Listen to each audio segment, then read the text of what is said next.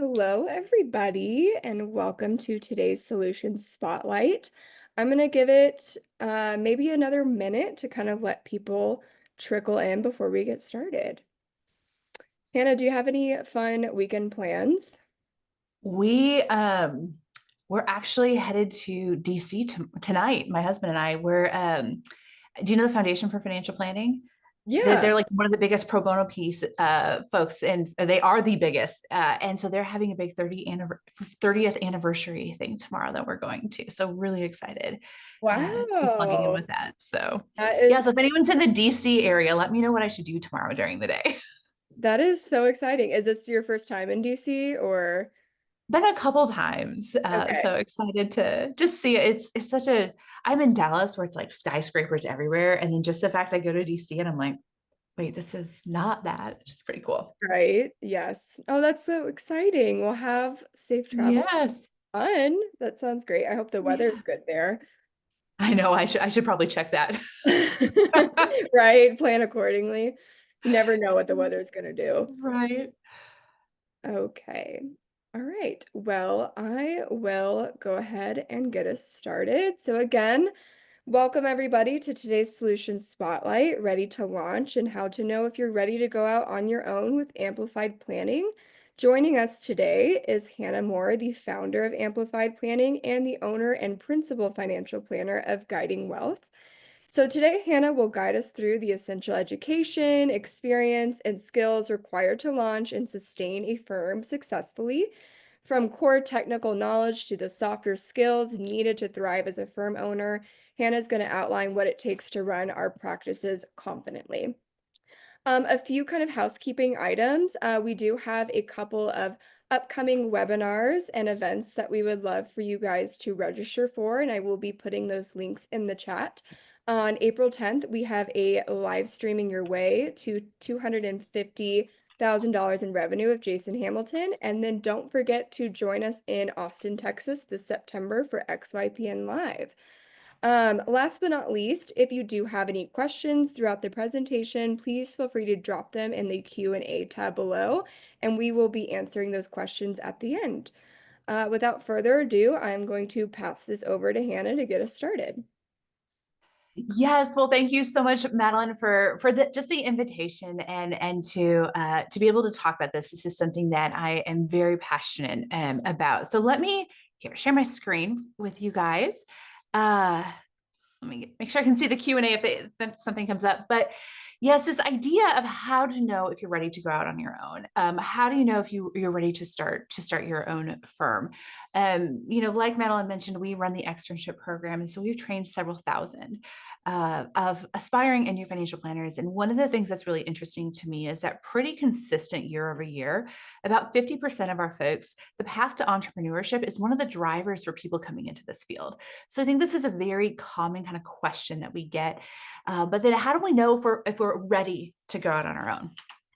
Okay, so a little bit about me. I have a practice here in the Dallas area, Guiding Wealth.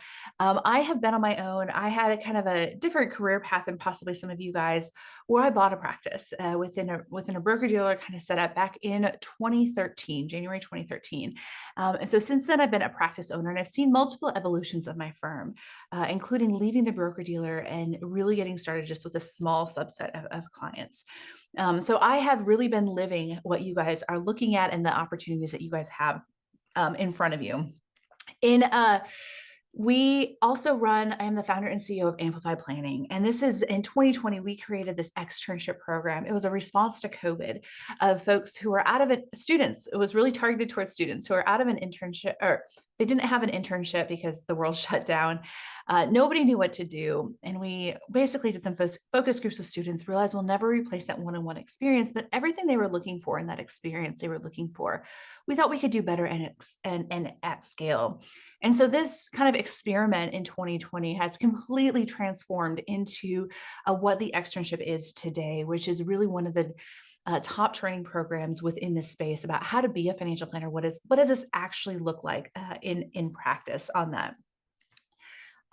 And got a number of awards for the what we've done within financial planning. You can see here. And really when I think about amplified planning and what my passion is, right? I love financial planning. Like this is what I was made to do. I don't know a better way of describing it. It's all parts of my brain, everything come together for this. And it is one of the most exciting things. Is how can we transform this field of financial planners? And so for so much of this is it's you guys, right? You guys are the ones who are going to be coming into the space with new ideas and serving clients, and that is just so incredibly exciting. And so I really have a passion for helping other people, kind of find their pathway within financial planning, which is why I'm here today having this conversation with you guys. So when we ask this question of, are you ready to start your own firm? I've been in all the circles in financial planning, especially around this question. And the conversations usually come, this way. Can I afford it? Right? There's so much conversation around this. How much runway do I need? Do I need a 3-year runway? Do I need a 5-year runway? What's realistic to expect on this? What are the supports that I have or don't have at home? Right? Like, am I the primary breadwinner? Do I have a spouse? What are the options that are available on that side of it?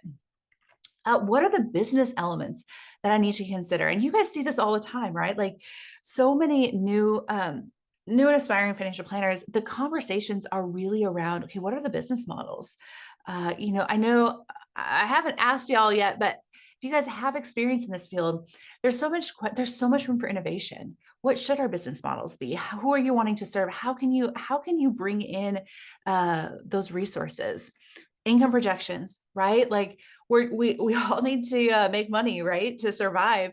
And so, what's the salary range that we can be expecting, or as entrepreneurs, what's the revenue that we're looking, or profit that we're looking to get on this?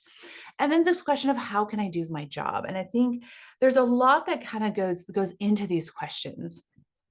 And when we're thinking about this, I always kind of come back to this, kind of flipping the script. And I love XYPN and so much of what they're doing. So a lot of this, I know you guys are kind of are here. It's really what's motivating this decision. And I think this is just a fascinating question for me, even in the journey that I've had in helping financial planners. So, like I mentioned, 50% of the folks that in our externships are drawn to financial planning because of path to entrepreneurship. But I started probably a year or two. Most people that I met who are looking to start on their own. I would ask them this question: are you doing this because you want to do it or because you have to do it? Those are very different motivations. And I don't think either one is wrong, but it's really getting clear to yourself of like, why are you doing this? Because that matters a lot. I am One of the things I've learned about myself is that I'm notorious at moving my goalposts, right? Of saying, okay, here's where I am. And then once I blow through that, I'm like, oh, what does this mean? So it helps keep some of that perspective. And I know XYPN talks a lot about this, but really being like, what is the goal? What are we trying to solve for? Because y'all know just as well as I do, like it can be so easy to listen to all the podcasts and see all the numbers that people are giving. Is that success? Defining what that success is. Um, yeah, starting a firm because you want to or because you have to. And when I say they have to, it's usually because they're in situations where they don't see a path forward, or they don't want to play that game anymore, right? Like I hear that often. And so being like clear on like, why are you doing this? What makes that success? So I bought this practice, and it was nicely put. It was kind of a mess of a practice. And one of the things that everyone kind of looked at me and said, I had people who said that you're getting your career handed to you on a silver platter, and I very much disagree with that, especially looking back on that.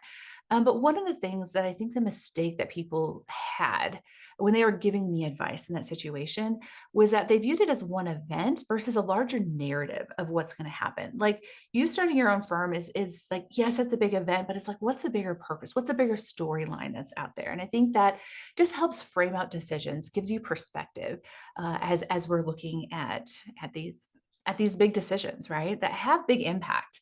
They have really big impact on somebody's life. Okay, so let me see. Uh-oh. Did my computer freeze? Oh, nope, we're just going fast. Okay. So here are some questions to ask yourself. So one of the things I've been fascinated by, and we're going to get into some of this, is not just, a lot of with the externship, we really have like our place is helping people coming into financial planning. We often say we want to be the welcome mat for people coming into financial planning. But one of the things that I'm fascinated by are once people come in, how do we set them up for success? And so that's really going to be a lot of, frankly, years of my life thinking about this. We're kind of going to kind of condense some of this down here of really how can you set yourself up for success. So questions to ask yourself before going out on your own. So first of all, do you have a deep understanding of what financial planning is beyond the curriculum? So the CFP curriculum gives us such a strong foundation for knowing the topics. But when we see financial planning in practice, can be two different things. And it's not two different things, it's an applied knowledge, right? It's an applied skill set. And so we see oftentimes people who are coming in with the CFP knowledge, there's just a gap. There's just a gap there that experience can help bridge that gap. So do you understand what this looks like in practice? Like, how are you actually delivering this idea of financial planning to your clients? Do you feel confident managing client relationships? Right? Like, one of the things that's just been fascinating to me is we have case studies, right? All the curriculum is case studies, but do you actually feel confident managing that relationship? We also see this in people who are switching roles within financial planning. Like, are you confident? Are you able to take that client phone call, and that uncertainty that can come to it? There are people who don't want to touch that. I have some of them on staff with me, and I'm so incredibly grateful for them. Like, and so I that just knowing that that's not for everyone, right? So understanding like that's going to be part of it. Do you know the financial ecosystem? Like, do you know how to do you know what an ACAT is? Like, do you know what Schwab is, right? We get some folks who come through our programs who are like, okay, what does Schwab do? Like, I don't quite understand. Like, what's their actual function? There again, some of that is just those important pieces. And I know a lot of people on this call maybe have more experience, but again, it's just something to recognize. The other piece. So if you're listening to this and you're like, hey, I already have this experience handling, like, I can't believe you're asking me what a custodian is. Um, I think there's something to be said for knowing, like having confidence in what you know. I think we can discount some of these things that we really know if you have experience that matter. So I think this is like two sides of the coin here. Can you confidently communicate your pricing and value? Are you able to answer the question, how much should this cost? Are you able to confidently basically sell your services to people, articulating that value? That's incredibly important in this business. Like if you can't do that, like you're going to have a hard time starting your own firm. And then understanding the technical and business sides of running the firm. It's fascinating. We're going to talk about compliance in a little bit, but it's learning financial planning and learning to run the business at the same time can be a lot. And so it's not impossible. I certainly have examples of folks who have done that and done really well for it. But it just knowing that is a lot, like the business side of this as well as the technical. And I think one of the things that's fascinating about this is how things come at you differently, right? Client situations. We talk about this a lot in some of our training programs of the weight that we can carry as financial planners, of like we can carry the burden of our clients, right? And that can lead to high burnout. We see this in helping professions. And I very much believe financial planning is a helping profession. This is very common. There's a lot of literature around this of high degree of burnouts because we just care. Like we just care too much for our clients. And so how do we set up those professional boundaries? So there's that kind of piece that is can be challenging in our space. But then there's also the business owner side of it, of being like, where, I mean, I was reflecting back on when I left the broker dealer, I took on some clients that um it's just interesting. I was like, oh, this is 2 mortgage payments for my home. That's a hard, it's like a good mindset and a difficult mindset. One I don't want to live in a long time, and I'm grateful I didn't have to live in that for a long time. But that the pressure of running your business, right? I think about like even now we have the luxury of being able to hire help for and support, and having somebody who can just run my marketing and who can do this and do this. I just realized that there's so much more to the business side of it, of what works well. And as entrepreneurs, as people who start their own firm, oftentimes we're trying to, you have to do it all, right? And so anyway, understanding all of those pieces and how do they fit together. And then lastly, how do you market yourself and attract clients, right? And I know there's a lot of attention and focus on this, and you guys are in the right spot, right, for asking these questions with XYPN, because those this really is, I mean, it really is kind of the industry standard now on helping think through some of those pieces, because that's a big one, right? Of figuring out what that is. And I think the other thing, I have a couple thoughts on this, but it's the system of doing it. It's not just what are my family and friends. It's okay, what is the system to attract people, right? Family and friends, like there's a finite number of them. But when we're looking at marketing, we want to have that system that can bring in new people. And so again, I see some people who are just like, oh, I have a deep bench of family and friends, and maybe that will work, right? Especially if you want to have a lifestyle practice. And referrals are great. Like, that's like what number one marketing for most financial advisors. But again, thinking of this as like the systems, what are the systems that we want to be operating with on this?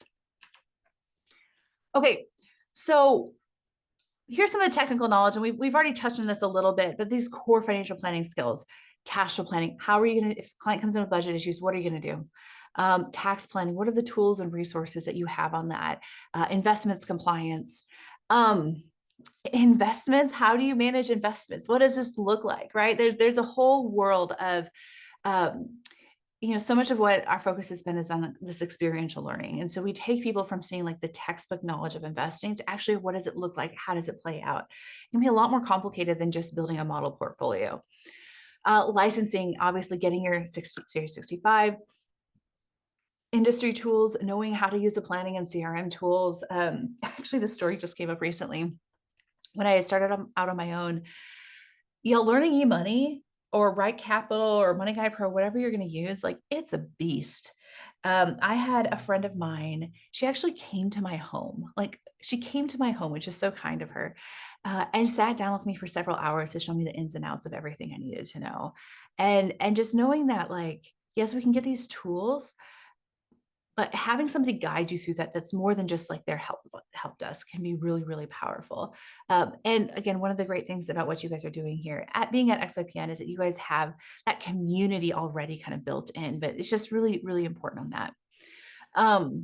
Understanding the compliance piece as well. We just are in a heavily regulated field. I have friends who are no longer in business because they have crossed the wrong lines. And if I'm being charitable, I'm like, did they know? I don't know. But just this is one of those where it's not like you're doing a window washing business where you can just go wash windows and get paid for it. There really are really important things that we have to maintain and keep those pieces up. Obviously, the business financials, the bookkeeping, the P&L. What's the story that your P&L is telling you? And then this case working client experience is really getting the client reps in before launching.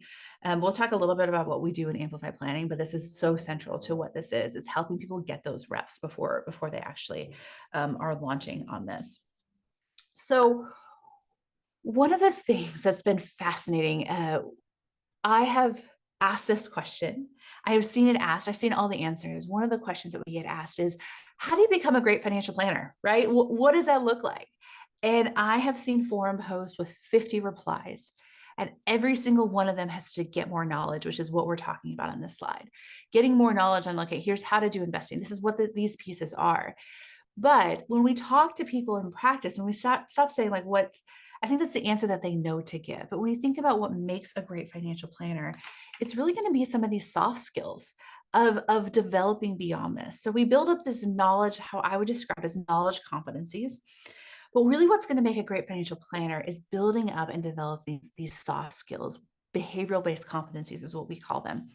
And this is really where I think I don't want to say the magic of financial planning comes into play, but really is going to be what separates, right? So it's not as the technical side, it's how are we going to manage this? Client leadership skills. How are you going to guide clients through really difficult situations, right? We all know that it's not enough just to give most beautiful, perfect recommendations. It's how do we actually get clients to implement those recommendations? That matters. That's a client leadership skill. Can you guide clients throughout the experience and make them feel comfortable and confident and understand what's going on? That's not a knowledge. That really is this other skill set. Critical thinking and troubleshooting. I think this is one of the fascinating pieces of what we do. I think critical thinking is one of the biggest skill sets that financial planners have. And yes, it's thinking about like their clients' financial situations, but it's also in the moment with these clients, right? Where like you have the full presentation that you're ready to give, and then they're like, oh, and by the way, this other thing. You have to stop what you're doing, evaluate it from their perspective, and move ideally start with where they're at and move from that. That's a hard skill to develop. Like it's a really an advanced critical thinking skill, I think. Yeah, decision-making skills. How do we help our clients decide what they're going to be doing? Adaptability, y'all, this is so huge in this field. People want certainty. Like we are drawn to this field because we want certainty. I want it, right? Like we're oftentimes numbers people. Like I remember talking about how much I love math because it all could go to zero, like it all balanced, right? And what we do is not that in this space. Like, yes, we can provide the numbers recommendations, but what's working, what's not working, right? So we're talking about client situations, adapting to the client, right? Acknowledging like, okay, something's not working here. The client's not getting it. Now, at that point, you have to make the question, it becomes not whose fault it is, but maybe it is. Whose fault is this? Is it our client's fault? Or can we do something that's different and better in explaining this to this client for how they think? That's an adaptability skill. There's also adaptability. We talked about all these other skills before, right? Like the marketing, the sales, deciding it's a fine line, right? Like I've grown up in the age of online marketing. And so it's, consistency. And it's yes. And at what point do you call it? And at what point do you let the numbers tell the story versus keep going? And obviously there's an art and there's wisdom in all of making those decisions, but it's that adaptability of being able to say, here's my plan and here's where we are. And that can really make some people really uncomfortable. This self-awareness, y'all, I think that this is the greatest skill set that any professional can have. Being able to be aware of what's going on within you. And so being able to recognize, wow, I'm really anxious with this client engagement. Or, oh, I'm not very good at this. I need to get help on this. I think, so much we read online in this space is so much about how to like have confidence, build up confidence. And it's yes, that's important. But I think there's also just being honest with ourselves and not in a beat yourself up way, but just being very aware of where you are. What are you good at? What are you not good? What do you need help with? What do you not need help with? What do you need to focus on? What are the skills you need to develop right now with where you are? Incredibly important on that. Time management, you guys. This is one where I know for some of you guys, you're like, I'm not gonna have any issue on this. For other people, we find that when they make the jump onto their own, this is really hard. I've experienced this personally, from having a very tight schedule or strict schedule to now having the full day open. It can be very overwhelming. So just being able to think through some of that and being aware of it. Again, this willingness to learn and learn fast, right? Like all of these skill sets we can do, right? Like, there's lots of people that I'm sure that you are more skilled at who are running their own firms, right? Like you can, so like we can figure this out, but it's just really, again, that willingness to learn and then learn fast on this, not being set in our ways, right? And then again, dedicated to personal professional development. I think this is one of the most important pieces because oftentimes this is tied to everything else. Why aren't we willing to learn? Why aren't we adaptable? Why are we stuck in how we're making decisions? Understanding our own narratives and what's happening inside of us and how that's coming out. I think it's again one of the biggest cheat codes that we have within financial planning. And so when I think about these soft skills, right, this is how we're going to be engaging with clients. And these skills are so important to build. These are the muscles to build because things are going to go wrong in our clients' lives, right? Like, I mean, I'm working with some pretty complex client situations right now where I'm having to bring in this adaptability. Like I'm literally right now the go-between between parents and their daughter helping her buy a house, and they're all like, no one's speaking to each other, and I'm in the middle of it. That's an adaptability. Like there's no script for this of how to do this. Like this is me kind of navigating these pieces. So clients are going to throw situations to you. The markets are going to crash. Your client's plane is not going to look so hot when the markets crash. And you're going to be like, okay, how do we guide a client through this, right? This is a new filter for thinking through how we're engaging people. And again, I think this is really like when we talk about the skills of what makes a great financial planner are going to be here. We need to be the steady voice of reason with our clients, right? Like that's what they're hiring us for, and being able to manage ourselves, like the fear of, I mean, there's research around this. Advisors are afraid of the market falling, just like their clients are. How do we handle that internally? Because clients will pick up on that without a doubt on this. And so I think this is why some of this is really important, kind of as we're thinking about what we're doing, and are you ready to launch? Do you feel like you have are you at a level on these skills in order to kind of the to navigate these questions that people have? Okay. Oops, let me. Okay, so a few signs to me that you might not be ready to start your own firm yet. Obviously, lack of direct client experience, not obviously, but none of these are deal breakers, right? These are just the yellow flags to just be like, hey, what's some caution to be thinking about of what this looks like? So one is this lack of direct client experience. We see this from folks who they just haven't got the reps in. They haven't seen kind of how this plays out. Uncertainty in plan creation implementation. I know that when I started, I had a group of people that started with me, kind of my study group, that we still meet together.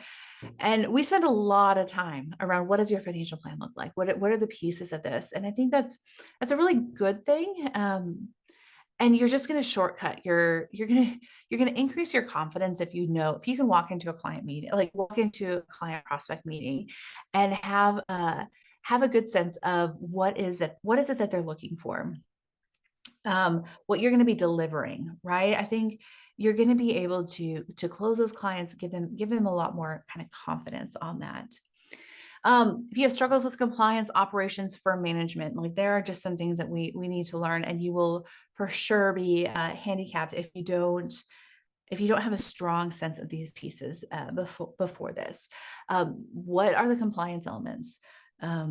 Operations, again, we've mentioned some of this before, of like, what are the compliance, what's in a compliance manual? What are the rules that you're following?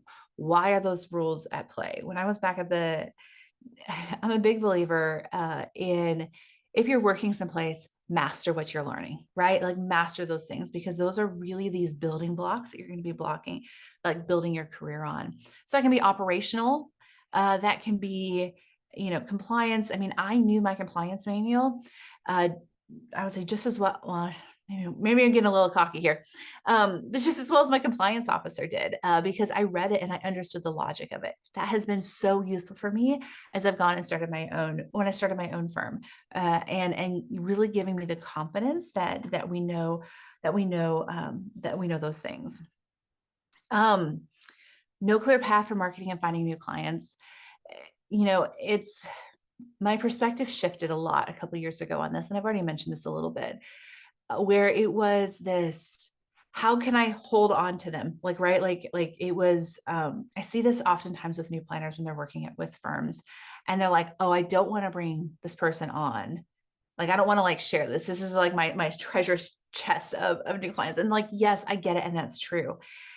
And when I think about finding new clients, when I think about marketing for clients, finding new clients, closing those relationships, that's a skill, that's a competency, right? So if you're working at a firm and you're like, well, I don't want to start finding clients for this firm because I want them for my own firm, build the skills. Like if you start closing 3 clients and 5 clients, you're building up that skill set model or skill set.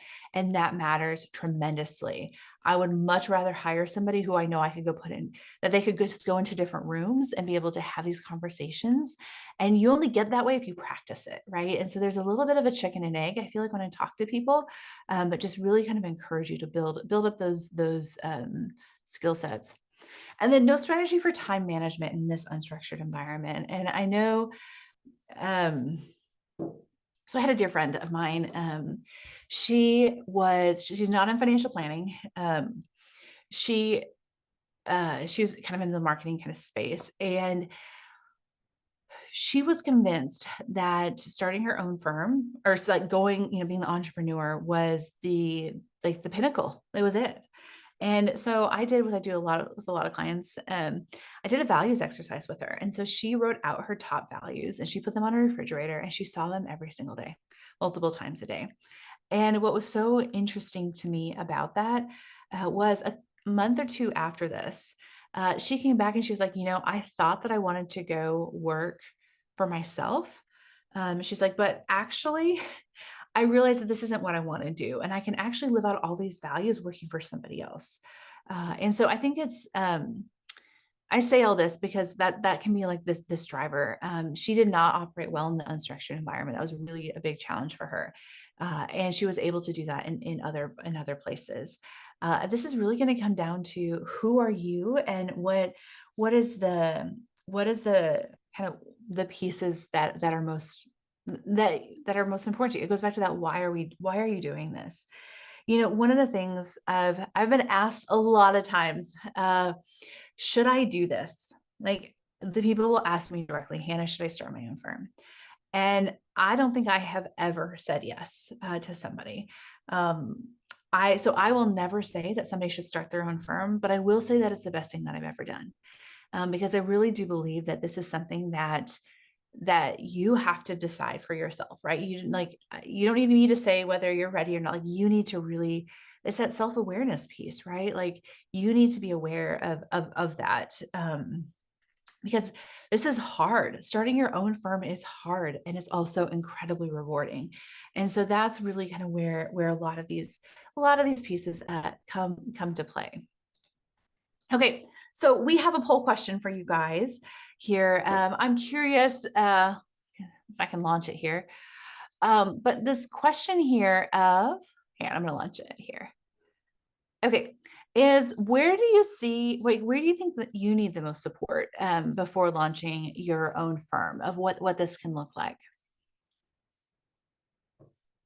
I'll give you guys a second to answer some of this.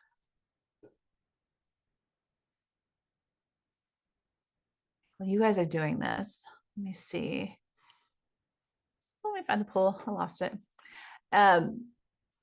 When I think about when I started and when I went out on my own,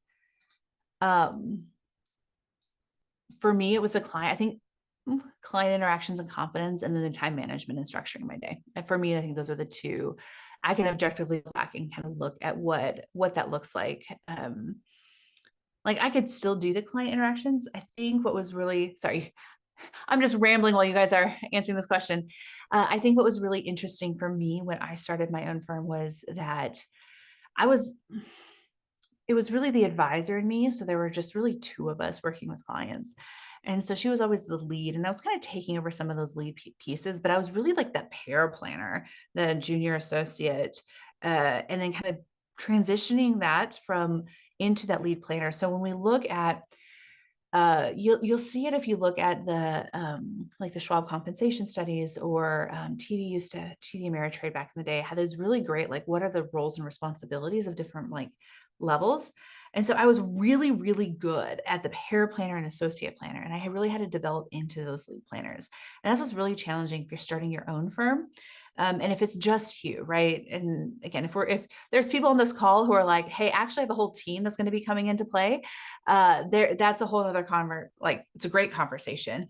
But I think that's, again, it's just interesting, thinking about, like, what are the skills and where do you need to develop? I'm such a believer in that. Okay, so compliance and regulations. Okay, I'm curious now. You guys might have to drop this into the chat. Are you guys career changers?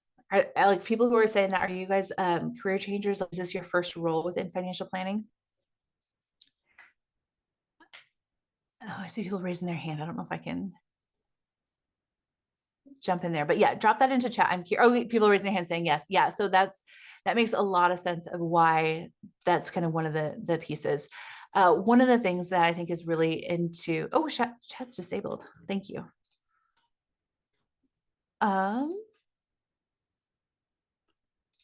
Okay. I just enabled it. That's okay. Madeline. Okay. There we go. Yes, Career absolutely. changers. Okay. Yep. Lots of career changers. So with career changers, what's so cool about career changers is that you guys have so many transferable skills. So like when I talk about not having that confidence in the client interactions and time management, if I look at my career, uh, the thing that's fascinating is I think I had those issues because I wasn't a career changer. I didn't have previous experience. And so I think it's a fascinating if you look at competency models of how we think about skill sets, career changers are bringing in a whole host of career like skill sets that I didn't have when I was 22. And so I think it's really an interesting place to kind of navigate that. So I say all that again, this is really where it gets to be the self-awareness. Like we can say, here's the trends, but knowing like what you need and where to go to get that can be really, really powerful. Okay. Let me just, I'm gonna jump on the questions in just a second. I saw a question about buying a firm. I love talking about that. Let me kind of jump through here. I'm also glad to see, so I'm looking at the poll questions. So I'm really glad to see that compliance and regulations, that there is a focus on that because you really don't, they're there for a reason, right? They're there for protecting our clients. And so many times we just don't see it. We haven't had that filter. We're not regulators, well, most of us. And so we haven't seen how people have hurt their clients. And so once you understand that, it's like, oh, that makes sense of why we're doing this. Okay, for those ready to launch, you're in the right place, right? With XYPN, like this, like I said, they are really, if you're going the RIA route and knowing that you're wanting to go on your own, they're the leader in this space of what this can look like, from community to compliance support to tech stack resources.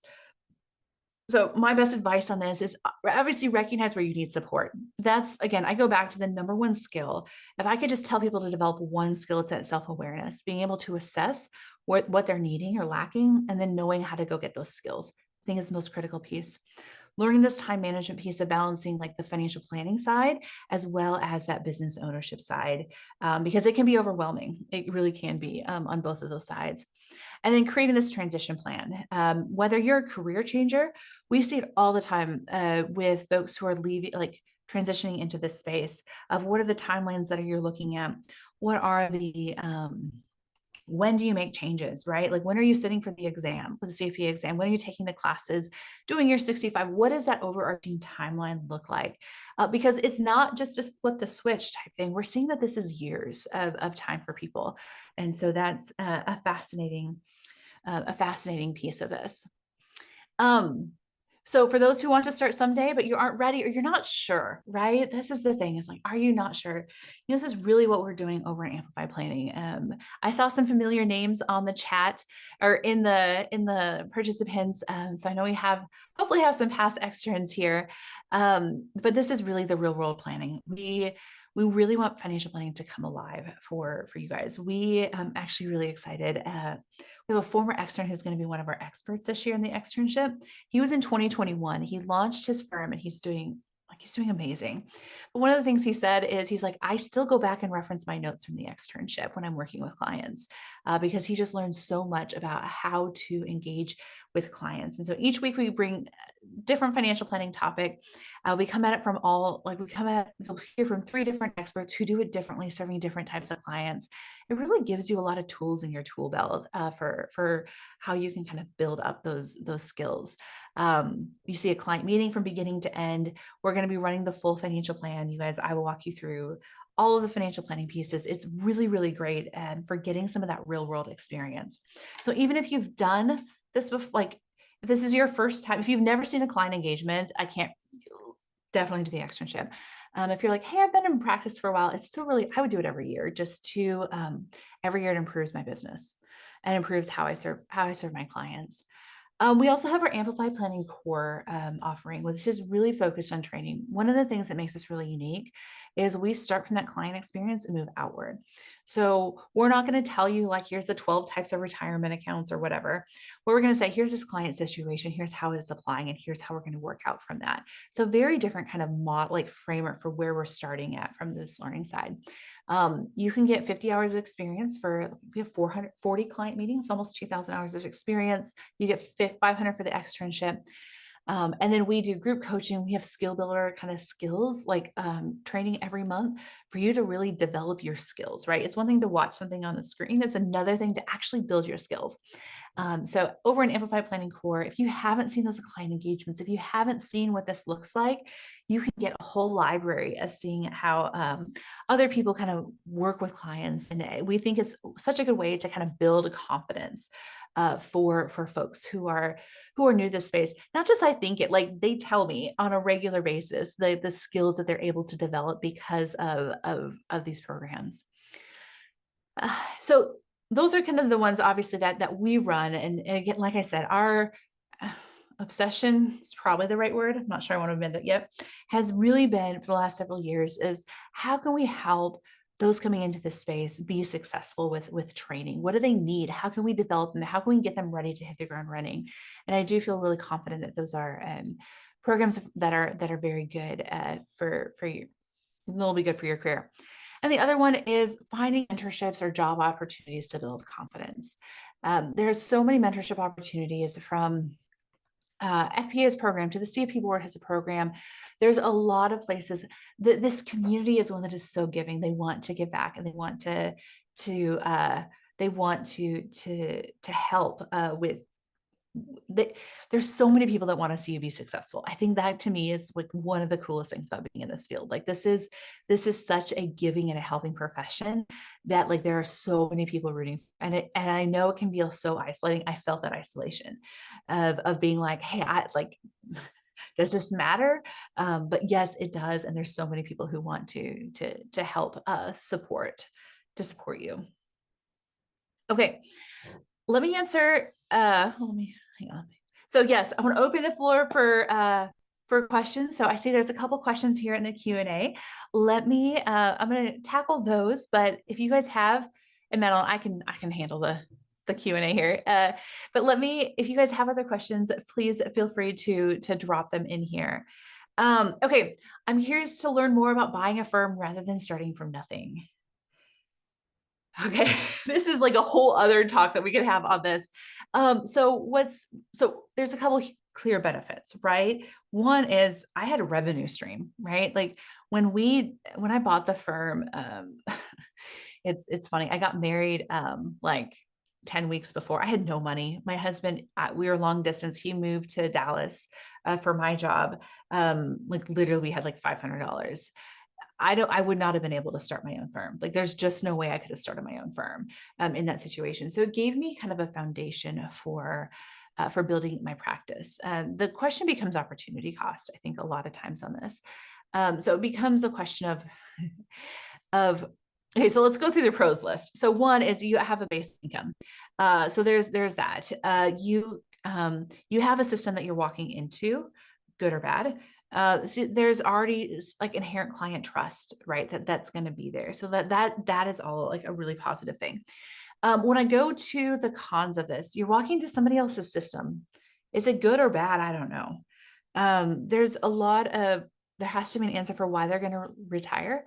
There is a perpetual perma 5 where people are permanently 5 years away from retiring. So it's long enough they don't actually have to think about it, but they just keep it there 5 years from retiring. So that's a piece. And then you also inherit all the problems. The practice that I bought was I had between 250 and 300 clients. The lady was the OSJ for the region. So that meant that anytime an advisor left clients, they rolled up to her. Anytime somebody died, truly this happened. All those clients kind of rolled up to her. So it was a complete hodgepodge of everything from the 1980s to when I bought that practice. I learned a ton, but it was not anything close to like the streamlined practice that I run today. And so I think there's a big question of fit. Like, are you a good fit for this? What does this look like? I think there's a huge opportunity cost. So if you think about this, um, how long do you need to work somewhere before they feel comfortable selling you their practice? If you're going to do internal succession plan, for some people it's 5 or 10 years. Well, 10 years is a quarter of my career. And then I'm going to be paying for these clients for how long? Like paying them back, because buying practice is expensive. And, if I'm real cynical, it can be like, there's half your career.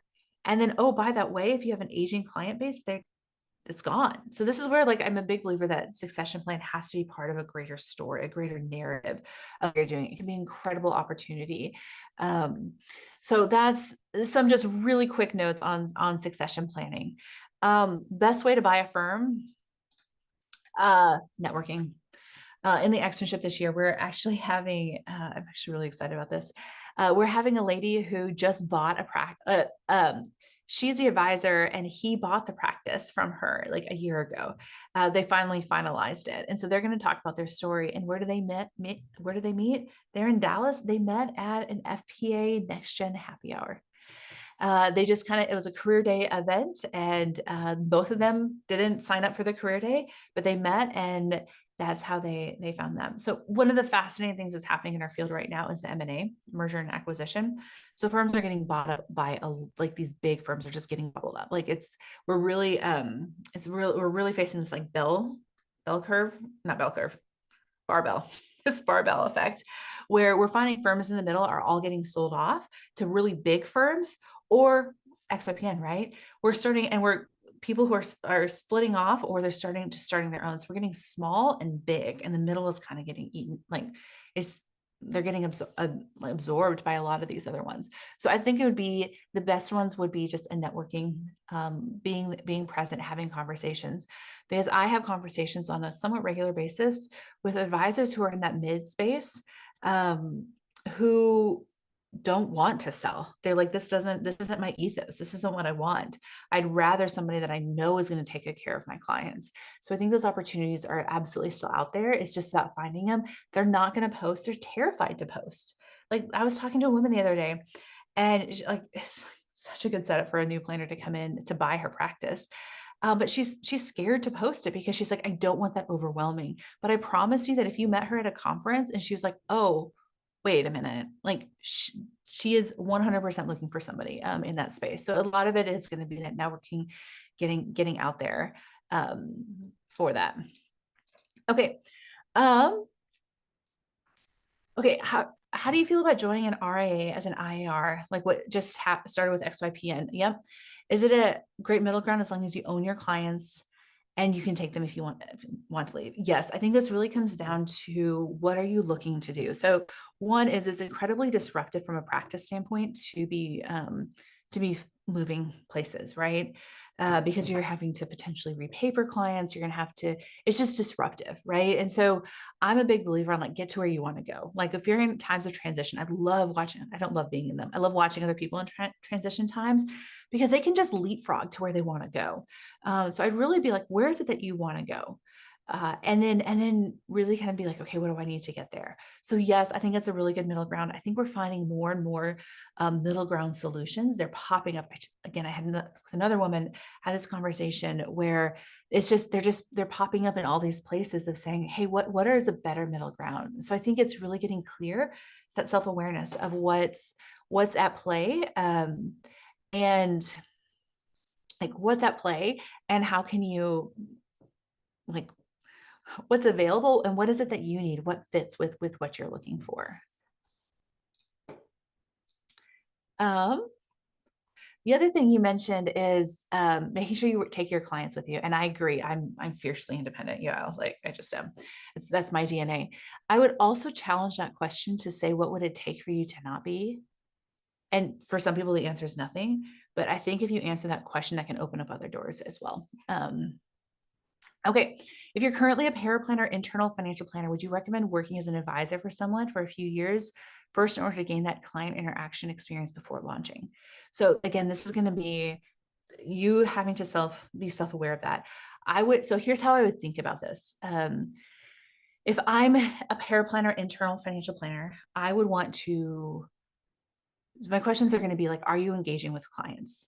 Like, right, are you seeing those client meetings, or are you just kind of getting the things afterwards? If you're not seeing those client meetings, I mean, I know this is our program. Go watch AP Core, like go get involved in that, watch client meetings and be like, yes, I feel confident that I could do this. You can like, we are truly seeing people fast track their careers by doing some of those programs. If it was me, I would want to see that client interaction before making that jump, because you're just going to be, again, think of it as you're building your skills. You're building those skills up, and I think that's an important skill. But definitely go check in, like, and I know it's a self pitch, but you can just go sign up on our website and you can see some free stuff. So if you do that, and then you can create an account and you can see a free client meeting, I would do that, because that's really going to be where you're going to kind of see if you have kind of what this looks like. I'm a career changer interested in the externship, yay, for hourly solo financial planning services. I'm an XYPN mentor. I'm using Right Capital, Wealthbox, etc. I see the externship tools use a different tech stack. Yep, e-money. How much of the externship is focused on the tech? If you don't do any of the technology, you'll still get an amazing experience in the externship. So yes, it's a piece of it, but it is not the full thing. So you can still watch all the client meetings. You can still see all the pieces. The logic of the technology is similar. So if you can do it in Right Capital, you can do it e-money to Right Capital, right? It's like the logic is, obviously there's differences in the software. But yes, I would still, like I said, he's going to be in the externship, but he's still referencing back to externship notes from 4 years ago as he's working with his clients today. It's just so incredibly valuable for people. Okay. But yeah, the tech stack, even if you didn't touch the technology, you're going to be good. We do require, if you want the experience hours for it, you do have to do the technology. But what's cool about it is I really teach from it. So like you have to do these assignments, but we found people have said that they've learned more in just watching the tutorials on how to do it, because we're going to walk through, like, it'll be like, oh, okay. So like the clients that we're going to be working with are Keith and Beth this year in the externship. Highly concentrated positions in like 2 companies. It's like a little bit wild. But there's just really some nuances around pension planning. So she has like 2 pensions. How are we going to do this? What are the nuances in there? Some of the social security analysis that's really just kind of it's quirky. It's a unique situation, but in kind of as we're doing the software, that's where a lot of those are going to be fleshed out. So just feedback that we've heard on it. Any considerations you might think of for starting a firm not completely on your own, but with an outside partner, maybe a family member who wants to contribute startup capital and have a share of future profits, but not necessarily participate and manage a firm day to day. Okay, this is where my fiercely independent side is going to come out.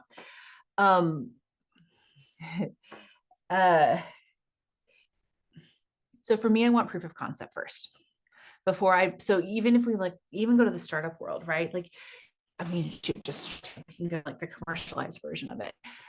You want to have proof of concept before you're bringing in investor dollars, because what's their money going to do, right? Is their money going to be your living expenses? Is their money going to be there to help provide support staff? Support staff for who? Like, as in like clients that we're serving. So I think that's very generous of like the family member who might be open to that. I would want to know proof of concept before I would take any outside investors for what we're doing, because it's so easy. I mean, we see this, right? Like all the XYPN, the research, it's like, it's what, 3 or 5 years, 3 years, I forget what that level is, for it to be making this back. And you're going to get to the questions of what does success look like. Usually outside money needs higher ROI, which you can get in this field. Don't get me wrong. But I would want proof of concept before I would take any outside investor money. If it's like your parents or your in-laws or something, like, I mean, if I was coaching them, I'd be like, just give it as a gift. But yeah, that would be kind of my caution on that side of it. How do you manage the business management and the actual planning tasks? Do you schedule certain days for the business management side? Yeah. So what I found when I started, and I was really early on is that the switching between the tasks drained me. So I could do client service stuff and then I'd have to go do business operations and then back like it was so I had to do a lot of like time blocking. So even on like my compliance pieces, because I would get overwhelmed, like just full disclosure, complete overwhelmed. And so I had to basically, as many things as I could isolate, I did. So I would have, like, I had my full compliance checklist I would do once a quarter and I had my full compliance. It was an entire day fully blocked off on my calendar. That's all I did. And if I knew there was a compliance task coming up, I would made the decision, is this essential? Yes, I did it then. But if it was like, if this could wait, which 99.9% of it could, I would just put it on the agenda for that day. And then I just shut my compliance brain off, not shut my compliance brain is always on. We have a culture of compliance at our firm. But being able to do that, I did that also with client trading. I would do trading once a quarter. And I told my clients that. But otherwise I would just get so overwhelmed with that. So that's how I kind of processed it myself. Now that we have support staff, it's been interesting even watching them of how kind of they're engaging it. And I think that's really going to depend kind of on person to person. For initial pricing, do you have any thoughts whether it makes sense to price low to start off? And if so, when and how do you decide you've underpriced and it's time to increase your fees? I'm a big believer on when there's resentment on either side. If I'm resenting my clients, that's a problem. So I think I know there's, pricing again, a whole nother hour long conversation we could have. So here's my thoughts on pricing. If you have um, clients don't know how much they should pay for our services, right? Like they don't know. Like I've asked so many people, how much would you pay for this? And they're like, I don't know. So they need us to tell them. And so I think there's some piece of this of recognizing like where is it that I'm worried versus what's like reality for them. So I am also a big believer in getting your reps in. I'm also a big believer that not everyone can pay $350 $450 an hour for financial planning. And some people are going to have to pay a lower one. So I think this really goes back to me of who is the person that you're serving and how can you serve them best with the pricing model that works best. That to me is the people who found the most success on pricing. And that is not, I don't want my narrative of dollars, right? What I believe about money, my experience with money, my emotions that I tie to money, which is the hardest part about being like an entrepreneur.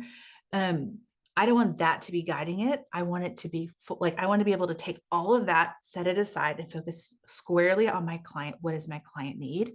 And that's, I think, the biggest win on that side of it. How did you find and join a study group? Mine was on Twitter. Somebody was like, "Hey, I'm looking for some people with this work." Obviously, there's people on this call. Post in a community somewhere, whether it's on the XYPN Facebook group or their internal forums, or shoot the externship. We have so many study groups that form from that. Put yourself out there. Be the one to initiate that, and say what you want and what you need. And oftentimes, you can get that. So I'm checking the time here. If you're trying to meet the initial CFP experience hours, yes, as a career changer, does the externship and core program of Amplify Planning count towards the 6,000? Yes, it does. And yes, you can repeat it. Yeah, this is amazing. So we have about 2,000 hours that you can get by going through all of those like 40 courses. We're adding about one a month right now. We have the next year and a half planned out for that. So we are going to continue to be adding to that library. This is stackable on top. So if you're already working 40 hours, you can do all of our programs on top of that. So each one of our client videos, if you do the experience hour elements, you get 50 hours of experience. Externship is 500 experience hours towards that 6,000. If you've done it before, you get to stack it every year. So we are just so grateful for that. But yes, absolutely repeatable experiences. And we make sure that the experiences are different. So you're not getting the same thing every time. Same structure, but whole different experiences.